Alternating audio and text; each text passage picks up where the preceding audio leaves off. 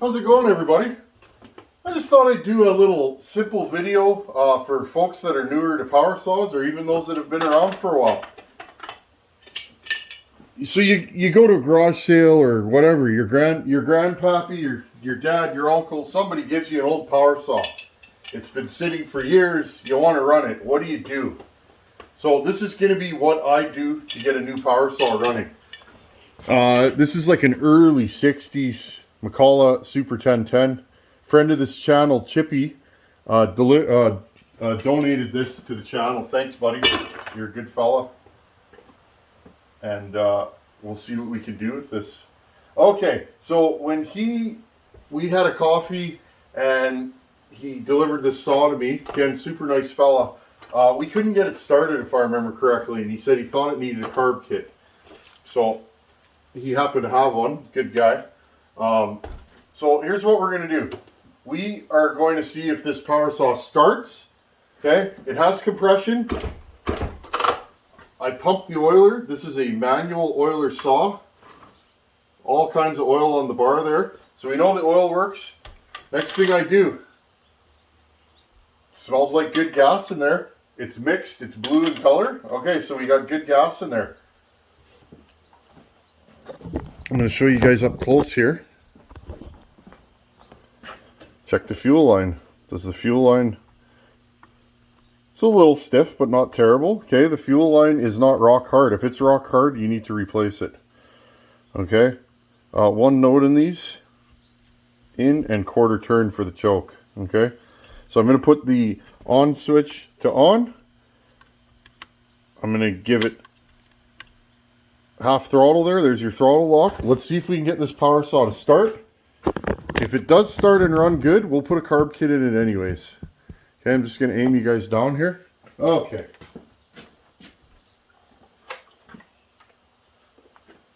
This is a right side start Mcculloch.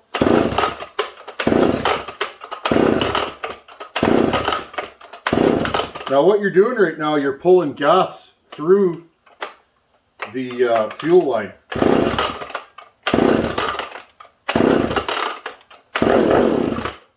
Okay, she fired. I'm going to take the choke off.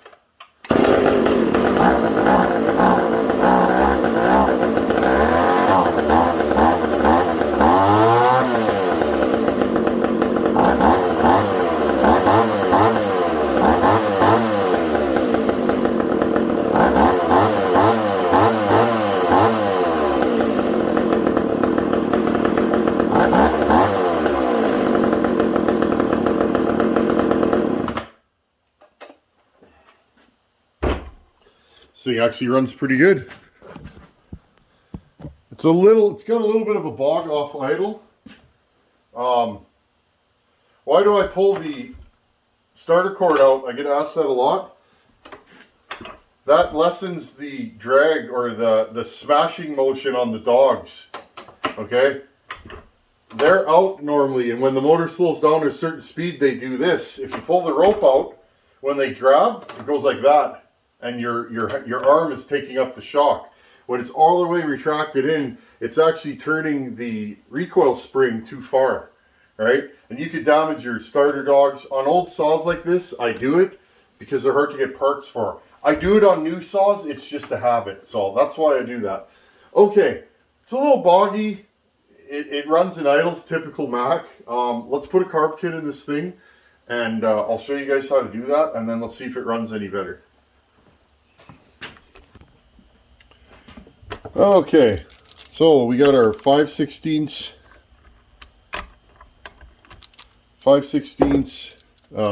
nut driver there. I'm not even going to take the bar off this thing. Okay, on these Macs, there is, where's my tuning screwdriver? Right here. Okay, you take the throttle lever out and you pop it. See, it hooks into there. Okay, that'll take your throttle lever out.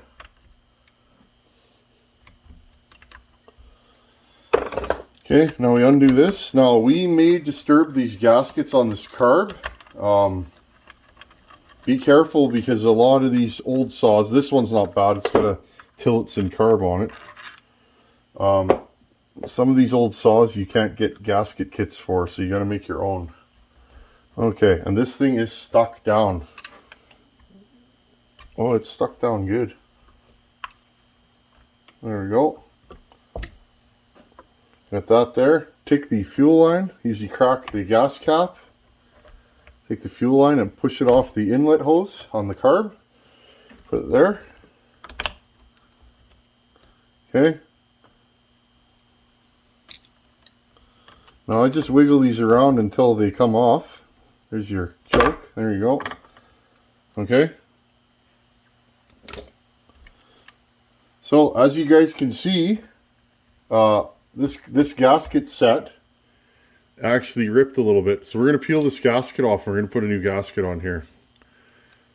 Okay, I will clean that up off camera. And again, this is a good time to check inside. Here's the inlet side of the cylinder, the piston. Notice that's clean, shiny. A little bit of scoring. Scoring is the vertical lines up and down on the piston. Okay, there's your piston there. That's typical of these old saws. That's not bad though. That's from eating sawdust. These old saws didn't have the best of air filtration. This is an early, I mean this saw is what, early 60s, so it's like this saw is like 60 years old and it still looks good inside. So okay, we will rebuild the carb together and I will clean up this flange off camera. Okay, so again, this is probably the most common carburetor ever used on chainsaws. This is here's how you figure out what kind of carburetor you have. This is a Tillotson. This is a Tillotson HS43D. So this is a Tillotson HS carburetor, HS series. Super common. Here's the carb kit for one. RK23HS is the number off the top of my head. Again, if I can help you guys save some money and fix your own stuff, this is the most common thing with a chainsaw. So we have our carburetor here. This is your inlet. This is your inlet pipe or inlet nipple, they call them. Throttle. There's your idle screw right here. Okay, and that just opens or closes the throttle more.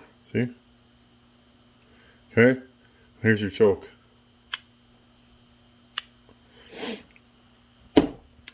Okay, so I'm trying to keep this in frame here. This is the most common carburetor on old power saws, the HS series Tillotson. Husqvarna used them a lot. I believe some older stills, you find them around. A lot of Macs used them. Okay, so we're going to do this one side at a time. Okay, there's a little tab here. Pop this up. There you go. So first thing you see here, see how this is all wrinkly? Okay, so that is signs of a bad carburetor. Now the next thing, this is your pump side. Okay, this is actually a fuel pump more or less inside a carb. See the dirt in there? Okay, just showing you guys what the deal is. Now there's two little chambers in here. Okay, there's two little chambers in here and there's a flap here and a flap there. Okay, these go up and down with the suction and pressure. Okay, right there in the intake manifold there's a corresponding hole, and when the piston goes up and down it pushes and pulls. This is called an impulse hole. Okay, so this is your pump diaphragm. You want these to be pliable and move. These are a little stiff, and that's probably why this thing's a little picky to start and a little lazy. Now what those do is, when you line it up on the carb body, okay, it plugs two holes. One here and one over here. Okay. This allows fuel in and out of the carburetor. Now look, sorry, I have this on upside down. I'll discuss that after. Now there you go. Now, here's how you know this thing needs a carb kit. See this? See this little flop? It should be flat against there, and I'll show you guys when we rebuild it. Okay, if that hangs open, it won't pump fuel through here properly. Okay? See how these are kind of curled up? I don't know if you guys can see it. This one's slightly curled up. You want them to lay flat. Okay? So it's very simple. Now, I would say you should do each side at once. But if you're new at this, you might be nervous of losing parts. So for the purposes of this video, we're going to do it one side at a time. And the reason why you sometimes want to do both sides is you could have some dirt in the bottom side that gets into the top, or vice versa. So now this carb is pretty clean. That little screen in there needs to be clean and free of debris. This one's pretty clean, so there's a little piece of something in there. Little piece of aluminum. So there you go, that did its job. You don't want that getting in anywhere, especially into the motor. Okay, so we open up our HS carb kit.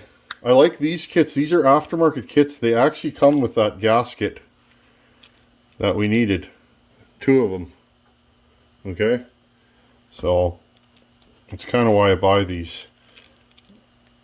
Okay, so these parts are for the other side. Here we go. Now there's 2 diaphragms in here for the pump side. You have a gasket.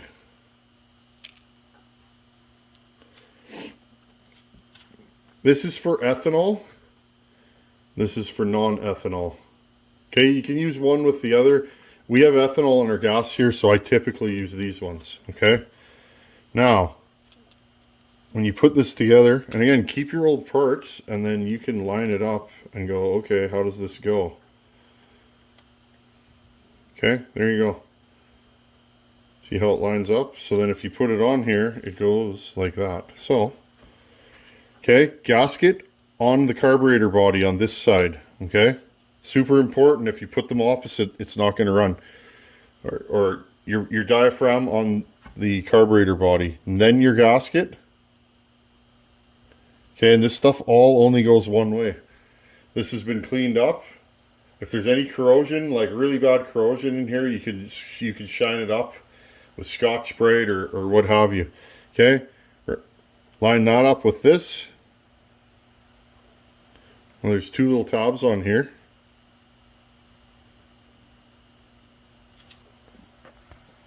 Sorry, I was fumbling there. Okay, so diaphragm, gasket, cover. Okay, slide it around. There's 2 little tabs, one on each side, that'll hold it in. Put your screws back on. Tighten them in a cross pattern. Make them snug. Don't reef on them, because again, these are just little tiny wee screws. Okay, tighten them up, and then we'll start the other side. Okay, so we flipped it over. There's the side we were working on. This is your metering side. Okay, I'll show you guys. Flip this up. Top cover. Sometimes you'll get sawdust on top through this hole here, and it'll pack this with sawdust, and the saw will run really rich. That's because it's holding this diaphragm down. This diaphragm's not terrible. If you were going to pull it off and try and reuse it, just be very, very careful.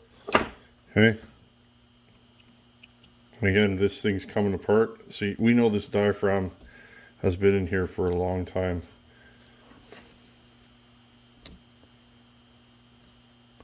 Okay. We'll have to address that. When there's fuel in there, I'll dump it out. Okay. So basically how this works, you put this down, this clips, this little end clips in the end of this little tab, and this goes up and down. Okay, this is like a fulcrum. When this goes down, it opens up the needle and it allows fuel in. Okay, and that little tab hooks on here. Make sure you hook it in, because if you don't, your saw is going to be really rich. Okay, check to make sure it's not sticking. Now again, this diaphragm, it's here. Not terrible, it's starting to get crunchy. Okay, it's starting to get a little swollen. When they get really bad, they'll start getting really swollen, and then they'll just get rock hard. This one's a little crunchy, not terrible, but we're going to replace it anyways. Peace of mind, we know this saw will run. Okay, let's undo this. Little screw here. Don't take it out all the way. Okay, what I do is tilt it on its side. Sorry, there's a little shaft here. A little bit more. There we go, and out it comes. So that's your needle, okay? It's got a little rubber end on it, and over time these will often deform. This one's actually a little soft. So, okay, now I'm going to go into my kit. I am going to reuse the metering lever, because then I will not have to adjust the height. I can show you guys how to do that. I've done it in other videos. Okay, we got a new metering, or new needle. Okay, now this is simple. Drop this in here. Okay, make sure the spring is underneath. Okay, you guys see that? Now, take your finger, push that little rod into the slot, start cinching down the screw. Once you do that, it'll stay in there, okay? I'm trying to do this so you guys can see it. Okay? Okay. Again, don't reef it down, just snug. It won't come loose. Now, make sure your metering lever is not too high. If it's too high, it will move more and it'll let more fuel in. If it's too low, it'll move less and your saw will be lean. Okay, this one's perfect. You can Google online and find the settings for your particular carb. Again, look on the side. Again, Tillotson HS. This is an HS 43D. Okay, now we take our brand new gasket right here. After we clean this up. Okay, we clean that up. Now, these are called Welsh plugs. I typically, you don't want to knock those out. They come in the kit, but that's not usually something the novice wants to mess with. Okay, gasket first, then your diaphragm on this side. Okay, so the big round diaphragm goes on the outside, the flat diaphragm on the other side goes on the inside. Again, hook that into there. See, it's on there, and it came off. There you go. Okay, lay it down there. You'll feel a difference with the new diaphragm. It moves better. Okay, put your cover back on, and there's dowel pins right here and here, and put the screws back on. That's all there is to it. 4 screws. We'll bolt it back on the saw. Okay, we got the saw together. I've pulled it over a couple times to get the fuel flowing. Let's see how she runs now.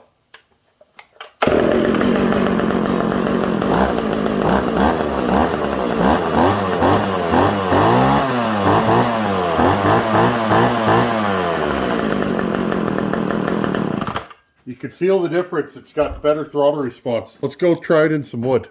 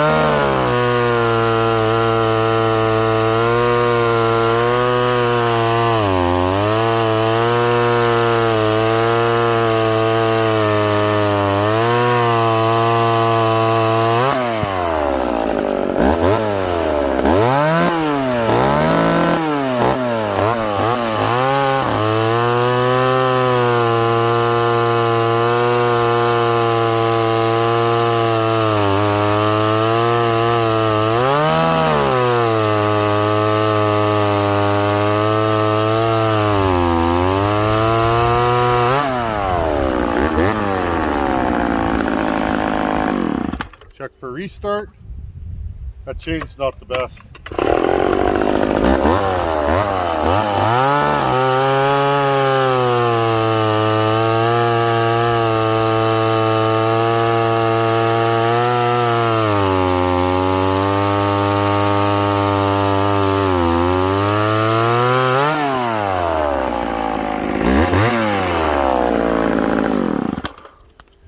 There you guys go. If you get that $20 chainsaw at a garage sale, put a carb kit in it. 9 times out of 10 it'll run after that. Thanks for watching. Take her easy. Later.